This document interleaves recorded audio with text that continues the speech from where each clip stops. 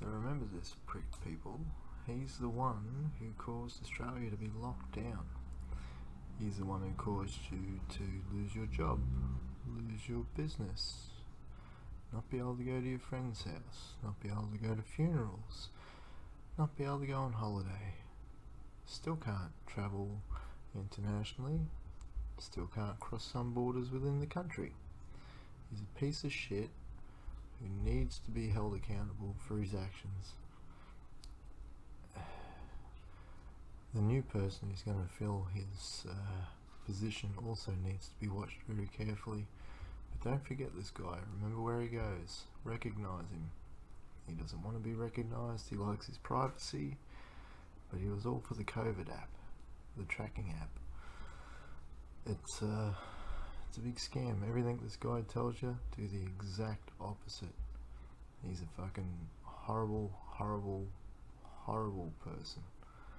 And yeah, well, I'll let you listen to the rest of the video and look at the details.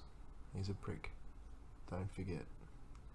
Oh yeah, Anzac Day. He was responsible for that too. And Easter, school holidays. The list is long. Anyway, he's a prick. Brendan Murphy, thanks for joining us. We don't know who patient zero is or when he or she contracted COVID-19, but when was the first that you knew of coronavirus? I was on holiday in Italy, of all places, in Rome with my family in early January, and I saw media reports and was sent some information from our health protection office in Australia. But at that stage, I don't think anyone was too worried, because the early reports were that it seemed to be only animal to human transmission. There didn't seem to be a lot of any evidence, significant evidence of human to human transmission. And then towards the middle of January, the data was saying that there were only 50 cases and there hadn't been any cases for a week. So taking you back to February 1st, what happened on that Saturday at your kitchen table that was significant? So on that day, I got the morning reports of the epidemiology, and it was clear that the concerns that we'd had really for a week now, that this virus had a lot of human-to-human transmission, and it's spreading significantly in Hubei province. But on early February, on the 1st of February, we realised it was spreading significantly outside of Hubei province, and there was widespread transmission in other provinces of China. So you called the health minister? I said, I think we need to do what is not normal public health policy. WHO don't support it. We need to start doing some border measures. We need to try and stop importation, so we need to close the borders with China. An extraordinary move, given our reliance in many sectors on China. Your advice actually led to the borders being closed. It led to a lot of meetings, discussions with PM and an HPPC special meeting, and that's right, the decision was made by government to close the borders that night. A fateful decision? I think it was a very useful decision. I think fateful maybe. I think later border measures that we took in place, including quarantine, have also helped. Border measures have been a very big part of our public health response, and part of the reason why largely we've had a very successful response. Let me take you through the early modelling that was presented to the Australian people.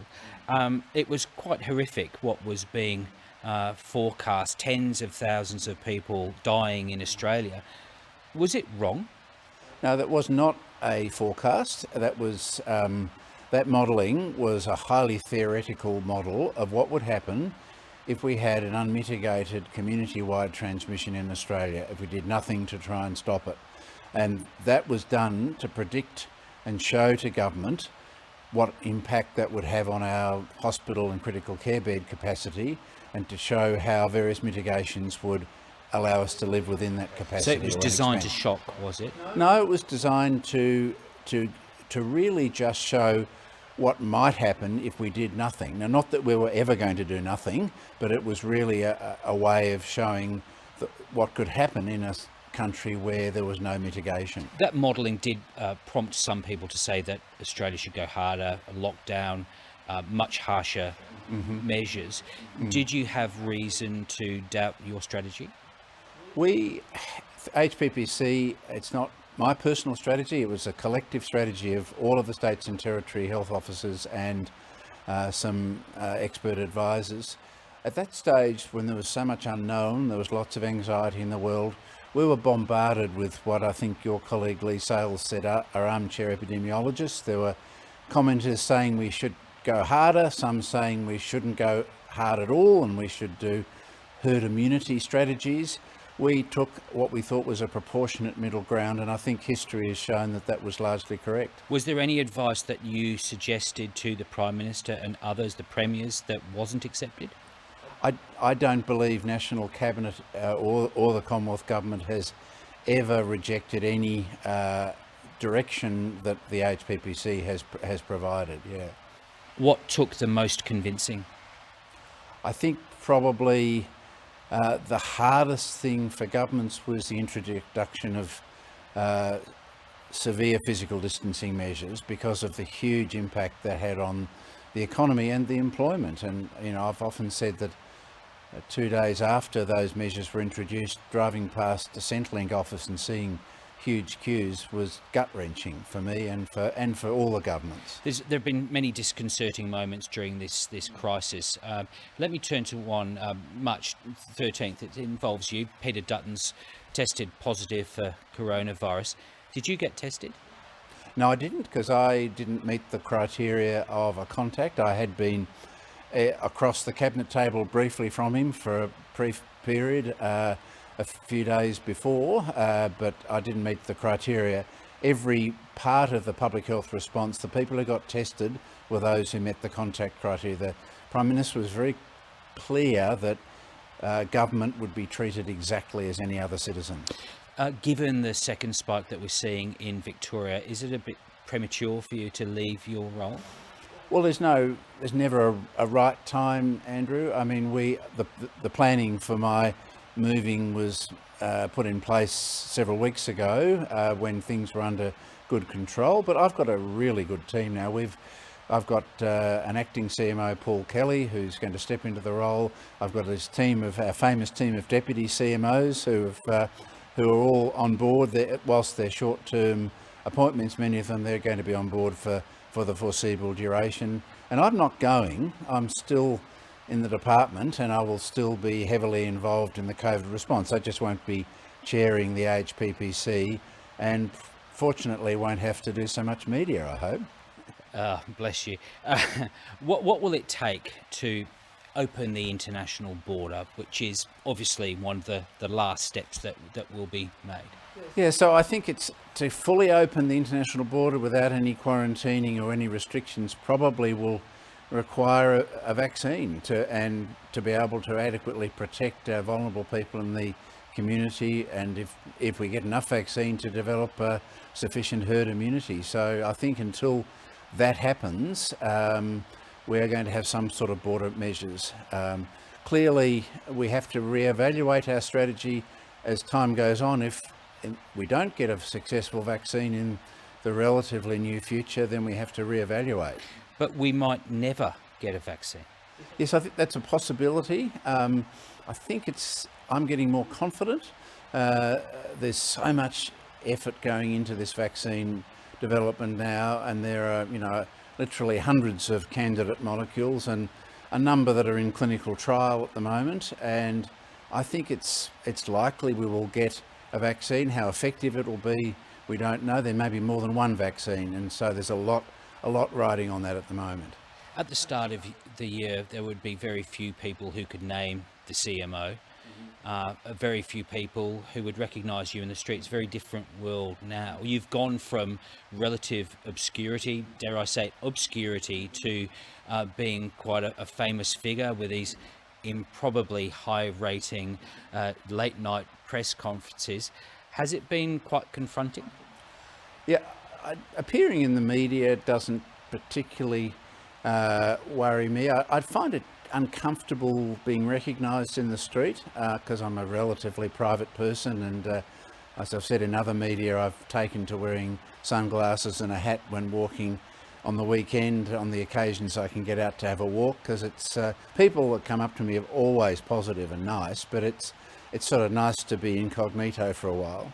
Have your family, your granddaughter, have they enjoyed your new fame?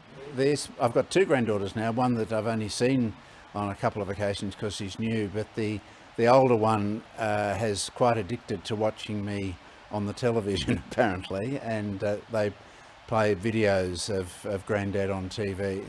Well, your time comes up as the CMO this Friday. You take up your new job July 13th. Just back on the crisis, there has been criticism of the WHO. What's your thought there?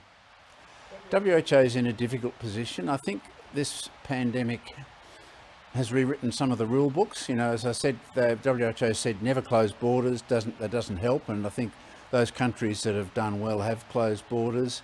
I think it's a multilateral organisation with trying to keep every member state happy is challenging, and I think they were also trying to balance the cooperation of countries with their statements. I mean, I know the Prime Minister has rightly asked for a proper objective inquiry into the WHO's leadership, and we'll wait and see what that shows. All right, last question.